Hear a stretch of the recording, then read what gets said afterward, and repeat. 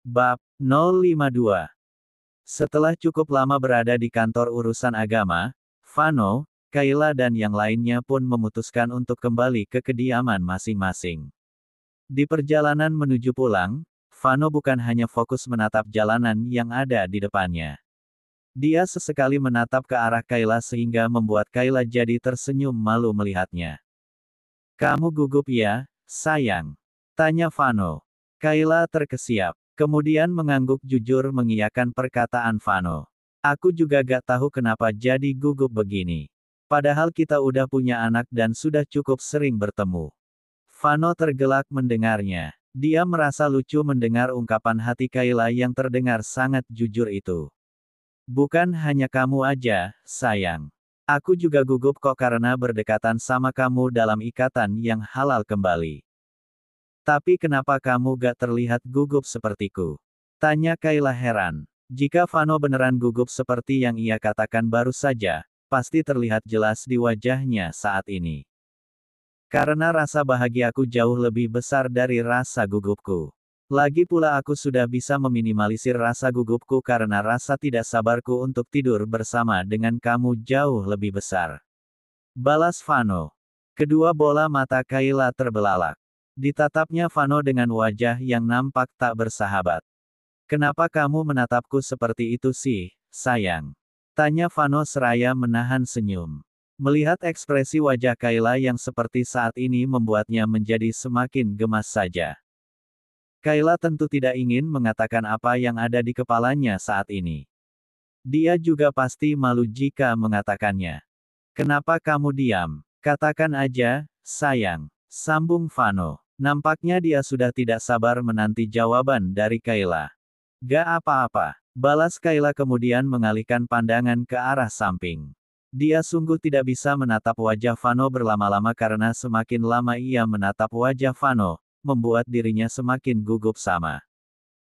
Kayla mencoba menetralisir rasa gugup yang tengah melanda saat mereka telah tiba di rumah. Dia berinteraksi lebih banyak dengan Baby Julie agar keberadaan Vano di sisinya tidak terlalu ia rasakan. Seakan mengerti perasaan ibunya saat ini, Baby Julie nampak anteng bersama dengan ibunya. Padahal biasanya, Baby Julie lebih banyak menghabiskan waktu dan bersikap manja jika bersama dengan Vano. "Sayang, sini aku mandikan Julie," kata Vano setelah menyiapkan pakaian ganti untuk Baby Julie. Walaupun tadi putri kecilnya itu sudah selesai dimandikan. Tapi Vano ingin kembali memandikannya karena posisi Baby Julie yang baru saja kembali dari luar. "Biar aku saja, Mas.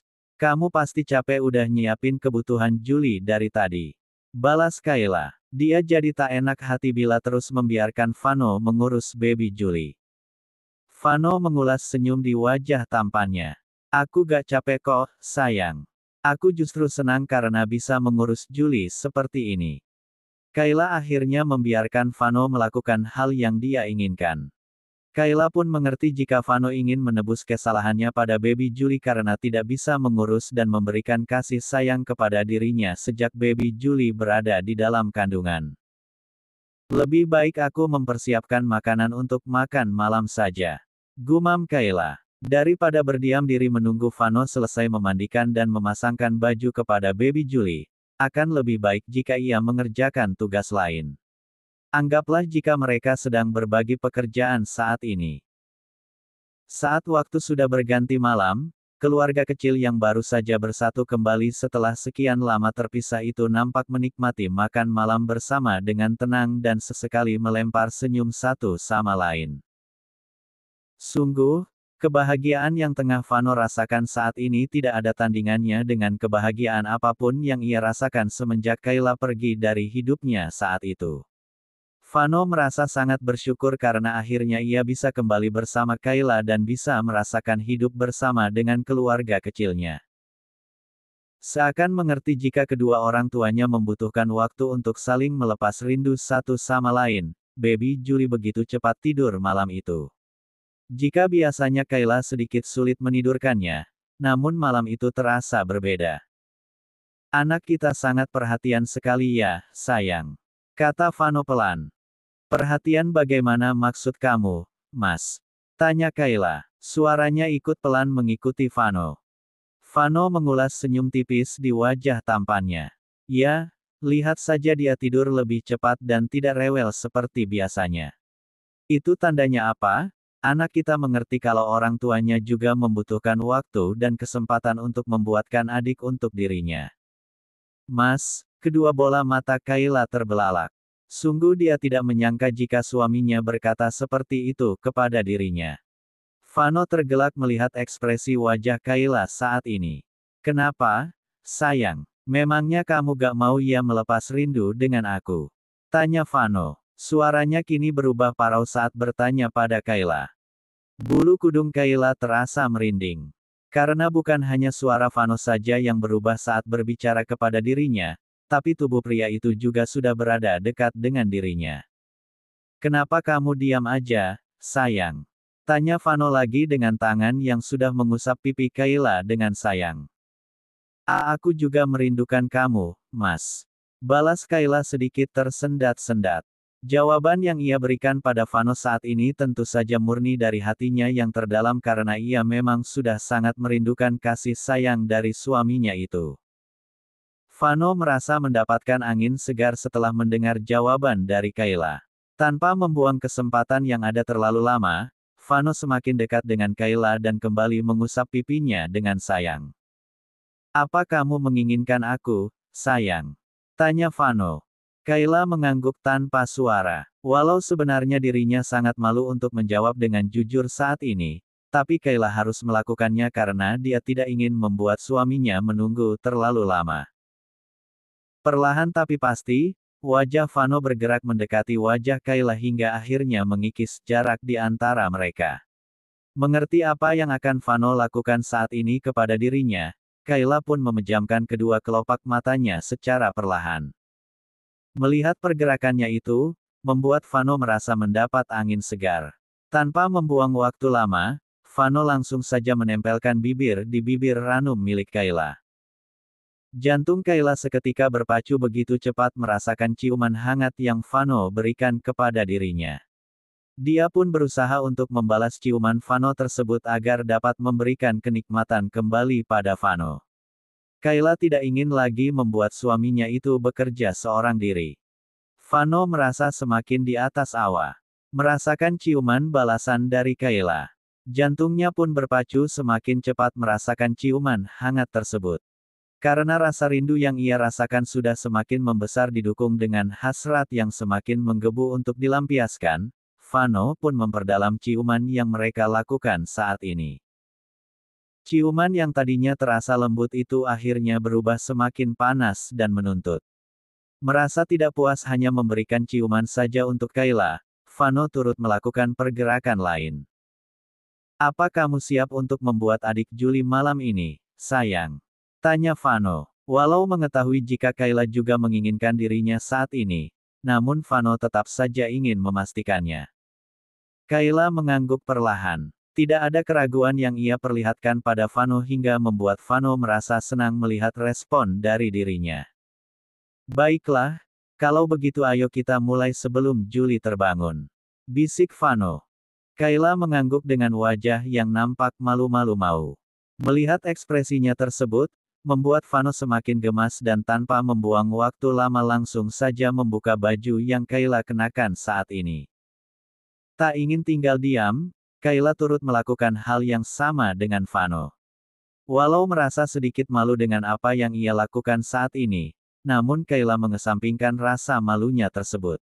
Di dalam hati dan pemikirannya saat ini, Kayla bertekad untuk membuat suami yang sudah banyak berjuang untuk dirinya dan anak mereka bahagia. Kayla tidak ingin membuat Vano merasa jika hanya dia sendiri yang menginginkannya. Kamu benar-benar menggoda, sayang.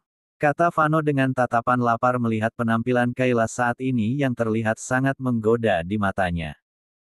Kayla memilih diam saja. Dia tidak ingin bersuara karena takut membuat dirinya semakin gugup nantinya. Melihat diamnya Kayla tersebut, membuat Vano berpikir jika wanita itu sudah tidak sabar untuk memulai permainan dengan dirinya. Baiklah, mari kita mulai, sayang. Kata Vano yang kini sudah berada di atas tubuh Kayla. Perlahan tapi pasti, bagian inti milik Vano mulai memasuki lembah-lembab milik Kayla. Walau sudah pernah melakukan hal tersebut sebelumnya dengan Kayla, tapi Vano tetap melakukannya dengan lembut. Vano ingin Kayla sama-sama merasakan kenikmatan. Vano tidak ingin hanya merasakannya seorang diri.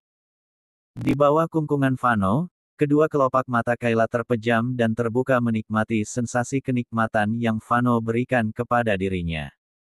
Kayla tidak menyangka walau ia sudah pernah melakukannya dengan Vano bahkan sudah melahirkan keturunan Vano, namun kenikmatan yang Vano berikan kepada dirinya masih tetap sama. Apa kamu menyukainya, sayang? Tanya Vano di sela kegiatan panas yang sedang ia lakukan. Kayla mengangguk pelan sambil menahan diri agar tidak. Vano tentu saja senang melihat respon dari Kayla. Karena bukan hanya dirinya yang menikmati permainan tersebut tapi juga Kayla. Agar tidak terlalu lama menjeda kegiatan panas yang sedang mereka lakukan saat ini, Vano kembali melanjutkan kegiatan panas mereka. Cukup lama berpacu satu sama lain, keduanya akhirnya mencapai puncak. Untuk yang kesekian kalinya benih Vano berenang di dalam rahim milik Kayla. Semoga adik Juli segera hadir di sini. Kata Vano lembut seraya mengusap perut Kayla dengan lembut. Kayla tersenyum saja. Di dalam hati dia turut mengharapkan hal yang sama seperti Vano. Kayla berharap agar kehadiran adik Juli nanti bisa mempererat hubungan rumah tangga mereka. Menyadari ada baby Juli di dekat mereka, pandangan Vano dan Kayla pun tertuju pada baby Juli yang masih nyaman tidur di dalam box bayi. Untung saja aku bermain lembut dan tidak membuat keributan. Kalau tidak, Juli pasti terbangun dan mengacaukan kegiatan bercinta kami. Gumam Vano dalam hati. Baru beberapa saat mengatakan hal tersebut dalam hati, baby Juli yang tadinya nampak anteng tertidur akhirnya terjaga. Bayi itu menangis entah karena apa hingga membuat Kayla yang kini tengah berbaring di dalam pelukan Vano segera turun dari ranjang dan mengambil baby Juli dari box bayi. Baru sebentar dipuji, Juli udah nangis aja. Gumam Vano. Jika tahu setelah dipuji bayinya akan terbangun dan menangis seperti saat ini, mungkin lebih baik ia tidak memuji putri kecilnya itu. Sebentar ya, Mas. Aku buatin Juli susu dulu. Kata Kayla yang berpikir jika baby Juli menangis karena merasa haus.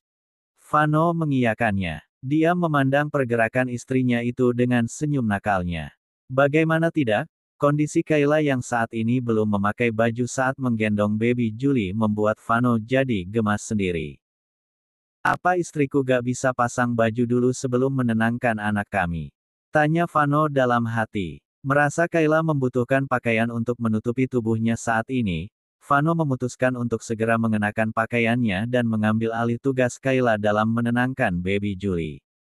Papa. Tangisan baby Juli seketika terhenti saat melihat sang papa. Sepertinya sejak tadi bayi mungil itu lupa jika saat ini mereka sudah kembali bersama dengan sang papa dan ia bisa bersikap manja kembali dengan sang papa. Senyuman di wajah Vano terkembang mendengar panggilan putrinya kepada dirinya.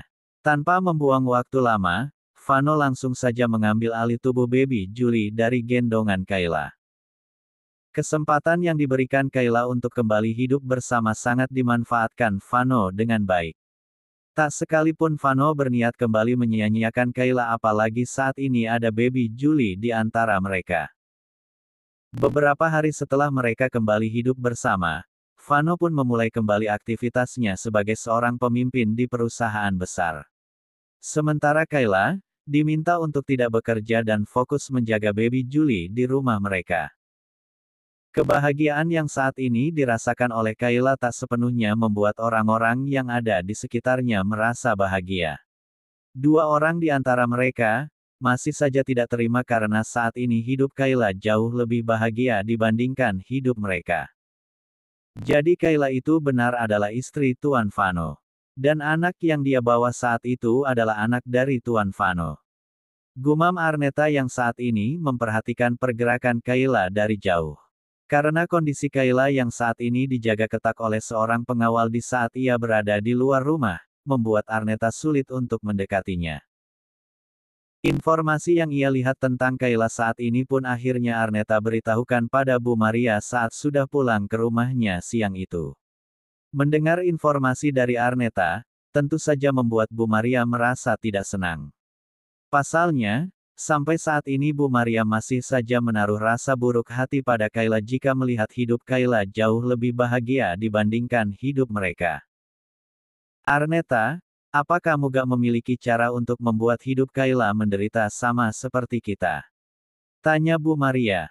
Arneta menggeleng. Adapun cara yang bisa aku lakukan untuk itu, rasanya sangat sulit, Bu. Apalagi sekarang Kayla itu dijaga ketat oleh seorang pengawal. Semakin sebal saja Bu Maria mendengar perkataan Arneta. Dia sungguh tidak bisa terima jika hidup Kayla saat ini jauh lebih indah dibandingkan hidupnya dan Arneta. Sepenting apa sih Kayla itu sampai dijaga ketat oleh pengawal? Rutuk Bu Maria. Arneta menghembuskan napas kasar di udara sebelum menjawab pertanyaan Bu Maria.